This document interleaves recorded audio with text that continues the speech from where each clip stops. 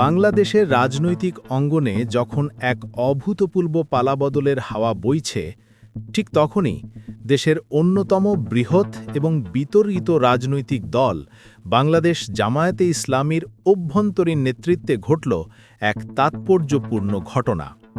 ২০২৬ থেকে ২০২৮ কার্যকালের জন্য দলটির আমির হিসেবে পুনরায় নির্বাচিত হয়েছেন ডক্টর শফিকুর রহমান। এই খবরটি কেবল জামায়াতের অভ্যন্তরীণ রাজনীতিতে সীমাবদ্ধ নয়, বরং জাতীয় রাজনীতির গতিপথ নির্ধারণে এর সুদূর প্রসারী প্রভাব নিয়ে বিশ্লেষকদের মধ্যে শুরু হয়েছে ব্যাপক জল্পনা-কল্পনা। ডক্টর শফিকুর রহমানের এই পুনর্নির্বাচন কি কেবলই একটি ধারাবাহিকতার রক্ষা, নাকি এর পেছনে লুকিয়ে আছে জামায়াতের ৮৫ বছরের ইতিহাসে এক যুগান্তকারী পরিবর্তনের ইঙ্গিত? তাকে ঘিরে যে প্রশ্নটি এখন সবচেয়ে বেশি জোরালোভাবে উচ্চারিত হচ্ছে তা হল, তিনিই কি জামায়াতে ইসলামীর ইতিহাসের সর্বশ্রেষ্ঠ আমির? এই প্রশ্নটির উত্তর খোঁজার আগে জামায়াতের এই নির্বাচন প্রক্রিয়ার দিকে একবার নজর ফেরানো প্রয়োজন। এটি কোনো সাধারণ সম্মেলন বা কণ্ঠভোটের নির্বাচন ছিল না। জামায়াতের গঠনতন্ত্র অনুযায়ী দলটির সর্বোচ্চ পর্যায়ের সদস্যরা, যারা রোকন হিসেবে পরিচিত, তাদের গোপন ব্যালটের মাধ্যমে এই নির্বাচন অনুষ্ঠিত হয়। দলটির অভ্যন্তরীণ নির্বাচন পরিচালনার দায়িত্বে থাকা প্রধান নির্বাচন কমিশনার ও সহকারী সেক্রেটারি জেনারেল মাওলানা এটিএম মাসুম এই ফলাফল ঘোষণা করেন। গত ৯ অক্টোবর থেকে ২৫ অক্টোবর পর্যন্ত এক দীর্ঘ প্রক্রিয়ার মাধ্যমে সারা দেশের রোকনদের কাছ থেকে গোপন ব্যালটে ভোট সংগ্রহ করা হয়। এরপর একটা দায়িত্বপ্রাপ্ত টিম অত্যন্ত সতর্কতার সাথে সেই ভোট গণনা সম্পন্ন করে। অবশেষে ১ নভেম্বর রাতে আনুষ্ঠানিকভাবে ফলাফল ঘোষণা করা হয়, যেখানে দেখা যায় সর্বাধিক সংখ্যক রোকনের আস্থা অর্জন করে ডক্টর শফিকুর রহমান পুনরায় আমির নির্বাচিত হয়েছেন। এই দামোক্তৃক প্রক্রিয়াটি জামায়াতের অভ্যন্তরীণ শৃঙ্খলার পরিচায়ক হলেও এর ফলাফল জন্ম দিয়েছে অসংখ্য বিতর্ক এবং আলোচনার। অনেকেই ধারণা করছিলেন তিনিই পরবর্তী আমির হবেন, কিন্তু তার এই বিজয়কে ঘিরে যে উচ্ছ্বাস এবং প্রত্যাশা তৈরি হয়েছে তা অতীতের যে কোনো সময়ের চেয়ে ভিন্ন। ডক্টর শফিকুর রহমানকে কেন ইতিহাসের সর্বশ্রেষ্ঠ আমির হিসেবে বিবেচনা করা হচ্ছে, সেই দাবির পেছনে রয়েছে বেশ কিছু শক্তিশালী যুক্তি। তার কার্যকালেই বাংলাদেশ এমন এক পট পরিবর্তনের সাক্ষী হয়েছে, যাকে তার সমর্থকরা জুলাই বিপ্লব এবং ফ্যাসিবাদের পতন হিসেবে আখ্যায়িত করছেন। এই ক্রান্তিকালে জামায়াতে ইসলামী জনগণের পক্ষে একটি দৃঢ় এবং সঠিক অবস্থান নিতে সক্ষম হয়েছিল বলে মনে করা হয়। এই বিপ্লবে জামায়াতের ভূমিকা এতটাই গুরুত্বপূর্ণ ছিল যে অনেকে দলটিকে এই পরিবর্তনের অন্যতম নায়ক বা হিরো হিসেবেও দেখছেন। সমর্থকদের মতে এই একটি ঘটনাই জামায়াতের রাজনৈতিক ইতিহাসে এক নতুন মাত্রা যোগ করেছে। এর সাথে যুক্ত হয়েছে ৭১-এর দায় মুক্তি বা প্রায়শ্চিত্তের মতো একটা স্পর্শজাত বিষয়। বাংলাদেশের জন্মলগ্ন থেকেই জামায়াতে ইসলামীর বিরুদ্ধে ৭১-এর ভূমিকা নিয়ে যে ঐতিহাসিক অভিযোগ রয়েছে তা দলটির জন্য একটা বড় অন্তরায় ছিল। ডক্টর শফিকুর রহমানের নেতৃত্বেই জামায়াতে ইসলামী সেই ভুলের জন্য প্রথমবারের মতো আনুষ্ঠানিকভাবে ক্ষমা প্রার্থনা করে। তার সমর্থকের দৃষ্টিতে এটি শুধু একটি রাজনৈতিক কৌশল ছিল না, বরং ছিল ৭১-এর ভুলের এক ঐতিহাসিক প্রায়শ্চিত্ত। তারা মনে করেন ১৯৭১ সালে জামায়াত যে ভুল করেছিল, ২০২৪ সালে এসে সেই ভুলের দায় থেকে জাতিকে মুক্তি দেওয়ার একটি আন্তরিক প্রচেষ্টা চালিয়েছে তার নেতৃত্বাধীন জামায়াত।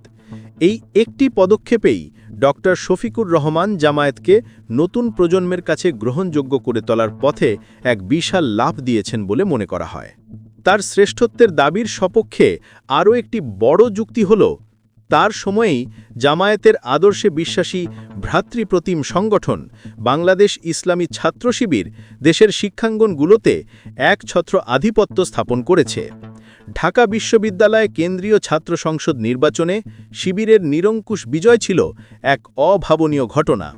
শুধু তাই নয়, জাহাঙ্গীরনগর বিশ্ববিদ্যালয়, চট্টগ্রাম বিশ্ববিদ্যালয় এবং রাজশাহী বিশ্ববিদ্যালয়ের মতো দেশের শীর্ষস্থানীয় বিদ্যাপীঠগুলোতেও ছাত্র সংসদ নির্বাচনে শিবির ভূমিধ্বস্য বিজয় অর্জন করেছে।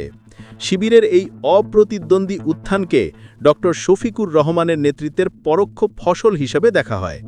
বিশ্লেষকদের মতে ছাত্র রাজনীতিতে এই সাফল্য প্রমাণ করে যে জামায়াতের আদর্শ তরুণ প্রজন্মের মধ্যে দ্রুত ছড়িয়ে পড়ছে এবং এর ভিত্তি সুসংহত হচ্ছে, যা অতীতের কোনো আমিরের সময় এতটা দৃশ্যমান ছিল না।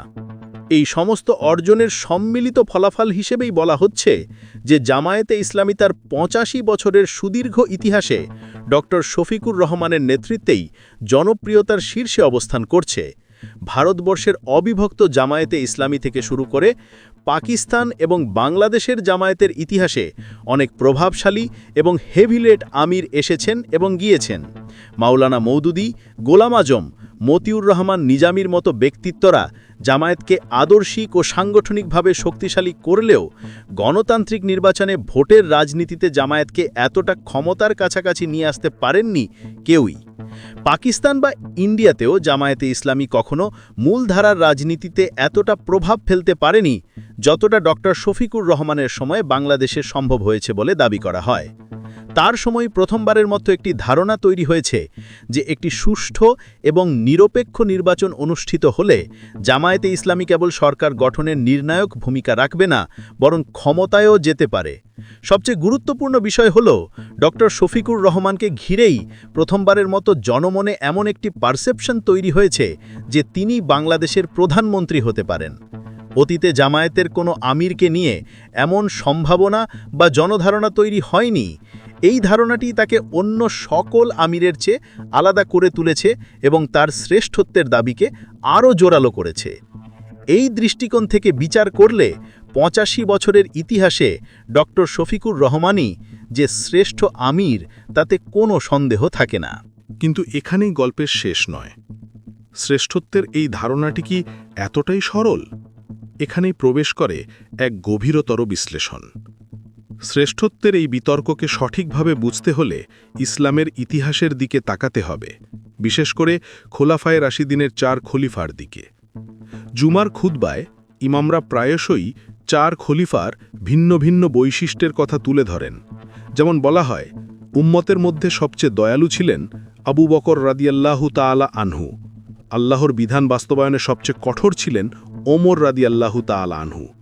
সবচেয়ে লজ্জাশীল ছিলেন ওসমান রাদিয়াল্লাহু তাআলা আনহু এবং সবচেয়ে জ্ঞানী ছিলেন আলী রাদিয়াল্লাহু তাআলা আনহু। শাসক হিসেবে আইন শৃঙ্খলা নিয়ন্ত্রণে হযরত ওমর রাদিয়াল্লাহু তাআলা আনহুর যে যোগ্যতা ছিল তা অন্য কারো মধ্যে ছিল না। আবার যাকাত অস্বীকারীদের বিরুদ্ধে যুদ্ধের মতো কঠিন সিদ্ধান্ত নেওয়ার ক্ষেত্রে হযরত আবু বকর রাদিয়াল্লাহু তাআলা আনহুর যে দূরদর্শিতা ও দৃঢ়তা ছিল তা ছিল অতুলনীয়।